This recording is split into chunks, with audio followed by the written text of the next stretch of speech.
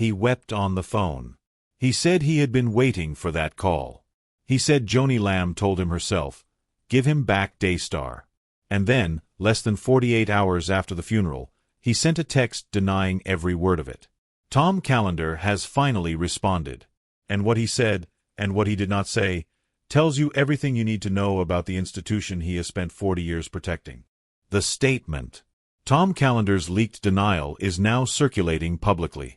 Let me read it to you in full, exactly as written. I'm reaching out to address false statements currently being circulated online by you and others. Just so we're all clear, claims that I somehow said to Mary Colbert that Joni told me that she desired for you to become the head of Daystar or to give you Daystar prior to her passing are completely false and made up. To the contrary, Joni made it clear to me and the board that you were never to have a leadership role at Daystar. In fact, you and I have discussed this very thing previously. Separate from that, you know that Joni made multiple sincere efforts to reach out to you in a spirit of reconciliation. You rejected those efforts. Period. That is the statement. Now let's treat it with the seriousness it deserves, because a serious counterclaim requires serious analysis. 3 things stand out immediately. The first is what this statement does not deny. It does not deny that Tom Calender received a phone call from the anonymous source, whom the Roy's report confirmed and interviewed, shortly after Joni's death. It does not deny that he wept on that call. It does not deny that he subsequently reached out to Jonathan directly, for the first time in a very long time. It does not deny telling Susie Lamb he couldn't wait to wrap his arms around her, or that this conversation had relieved him of enormous stress. What it denies, specifically and only, is that Joni told him Jonathan should lead Daystar or be given Daystar. That is a narrow denial inside a much larger set of documented events. The narrowness matters enormously. The second is the counterclaim.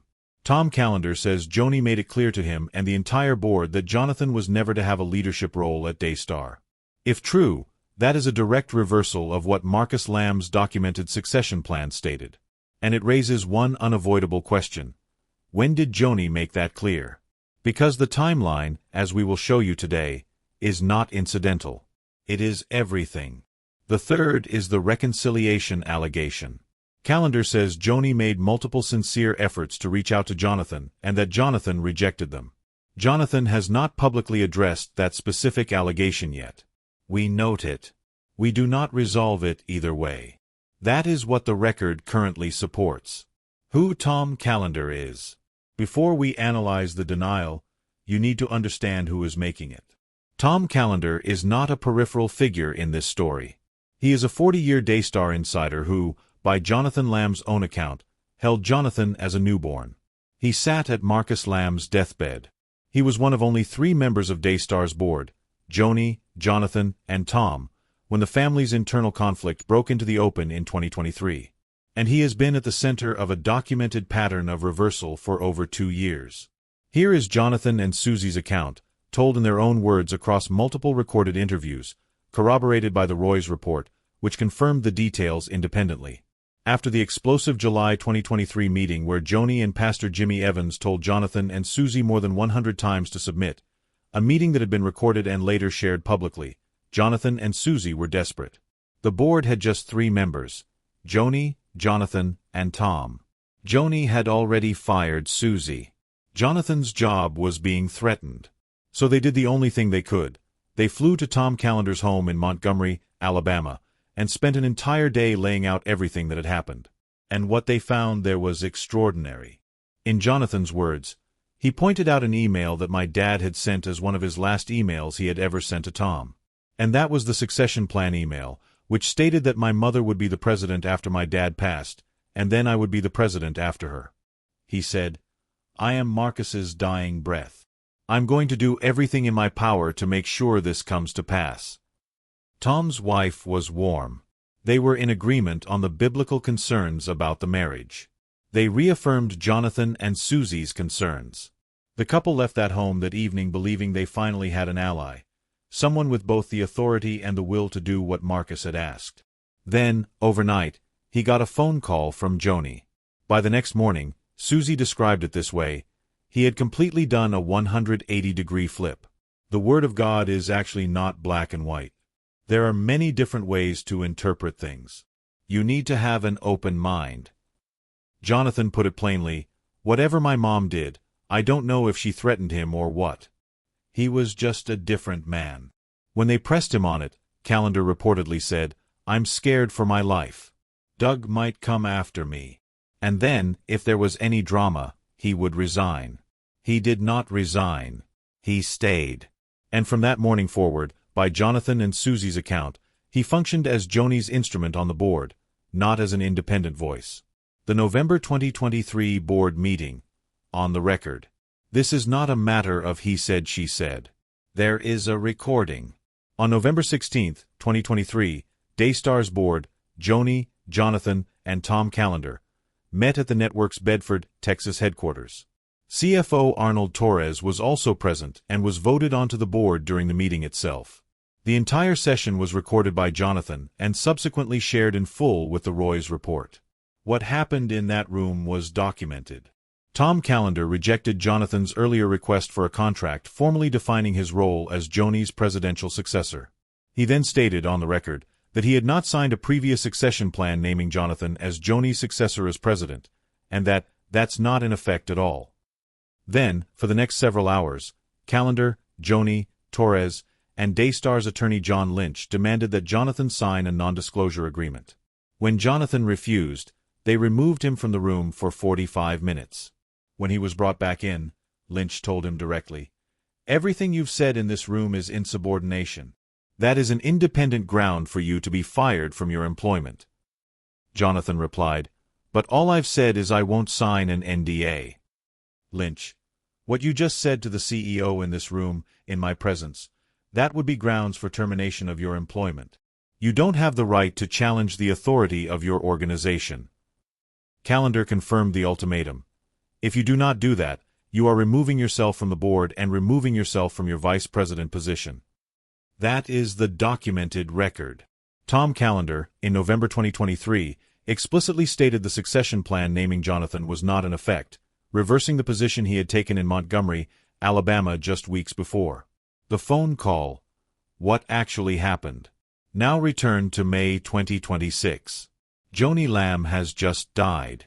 The anonymous source, verified by journalist Julie Roys, her identity confirmed directly with Jonathan and Susie, called Tom Calender in the days after Joni's death.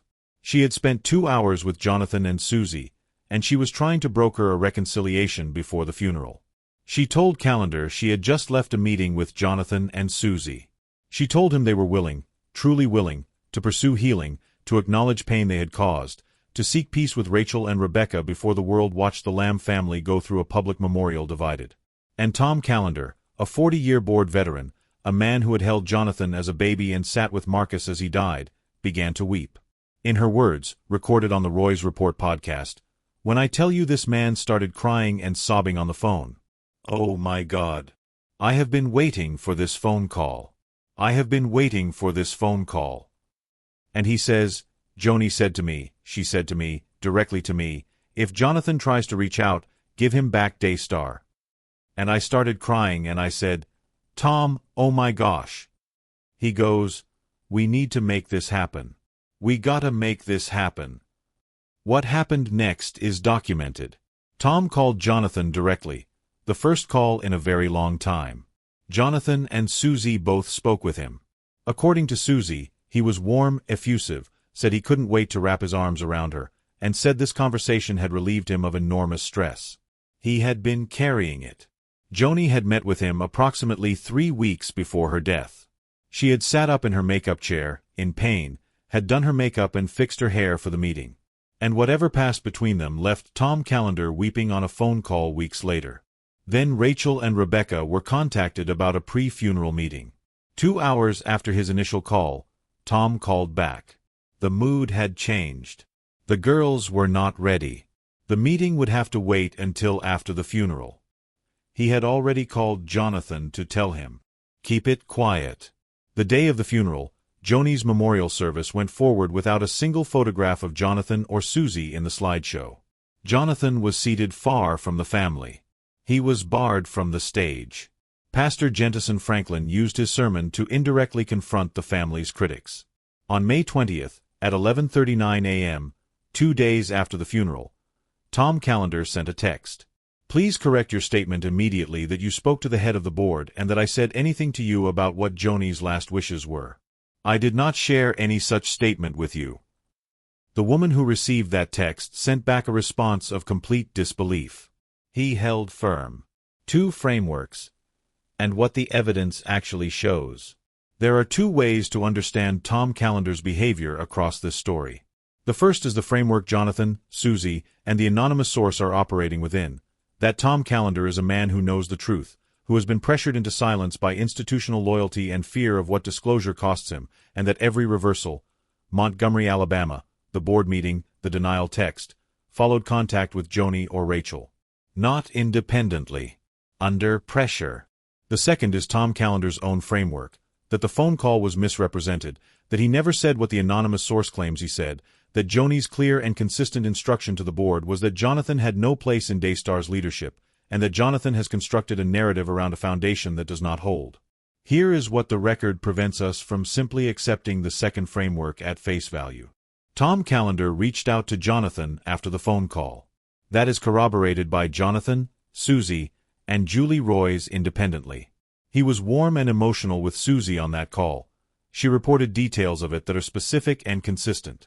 He told them Joni had put on her makeup and sat in her makeup chair for their meeting 3 weeks before she died. He did not deny that meeting. He did not deny the emotional call. He denied only what Joni said to him in the meeting. The corroboration around the broader account, not just Joni's specific words, but the fact that something happened between Tom and Joni that moved him deeply, is substantial. A simple, clean denial cannot bear the full weight of that corroboration without explanation. And the prior pattern, Montgomery, Alabama, the overnight reversal, November 2023, the board meeting on record, provides documented context for why the people closest to this story do not find Tom Calender's denial credible in isolation. The reconciliation counterclaim. We said we would address Tom Calender's third allegation fairly. Let's do that. He claims Joni made multiple sincere efforts at reconciliation and that Jonathan rejected them. If that is true, it matters. A son who received overtures from his dying mother and turned them away, that is a serious thing and the record should show it. If it is false, if those efforts were conditional, attached to demands that Jonathan publicly retract allegations about his daughter's abuse, or endorse the legitimacy of Doug Weiss's marriage, or sign an NDA in exchange for restored access, then calling them sincere reconciliation efforts is not accurate. It is a redefinition of terms. Jonathan and Susie have been explicit, publicly, about what reconciliation would and would not look like for them. They stated it plainly. They are willing to pursue peace, forgiveness, and healing. They are not willing to retract true statements about what happened to their child. They are not willing to treat their daughter's alleged abuse as a bargaining chip in a family negotiation. Criminal matters go to the appropriate authorities, and reconciliation is a separate thing from accountability. If Joni's outreach was conditioned on Jonathan abandoning that position, it was not reconciliation. It was surrender.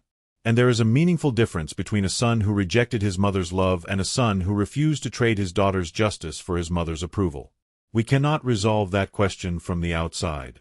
But we note it clearly, because Tom Calender's counterclaim lands very differently depending on which kind of outreach Joni actually made.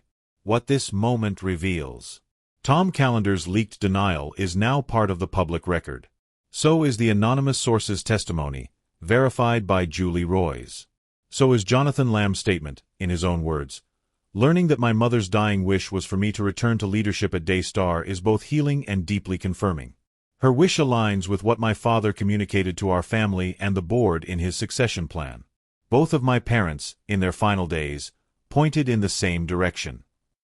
So is the November 2023 board meeting recording. So is the Montgomery, Alabama account. So is the succession plan email Marcus sent in his final days naming Jonathan as the future president of Daystar. All of it is in the record. The public can weigh it. What happens next at Daystar, whether the board responds formally, whether Jonathan pursues this further, whether Tom Calender says anything more publicly, whether Rachel and Rebecca make any statement, will tell us a great deal about what kind of institution Daystar Television Network actually is. For 40 years, Tom Calender has described himself as Marcus Lamb's dying breath. He said he would do everything in his power to make sure the succession came to pass. He said that was the reason he was still alive. Marcus Lamb died in November 2021. He left a succession plan. He sent an email. He spoke his wishes clearly to the board member he trusted most. What Tom Calender does with the next opportunity the record gives him will determine whether that description meant anything at all. If you are new to this series, the full timeline, from Marcus Lamb's death in 2021 through the estate restructuring, the Oasis of Hope trip, the secret post-funeral communion service, and everything documented in between, is in the earlier episodes. The sources for everything discussed today are below. We do not editorialize beyond what the record supports. We do not speculate beyond what documentation can carry. Everything in this episode is sourced, time-stamped, and cross-verified. The record on Tom Calender is now complete enough to stand on its own. Subscribe if this is your first episode. Drop your thoughts in the comments. And share this, not for the scandal, but for the principle, that institutions built on the name of God are not exempt from the standards of truth that name requires.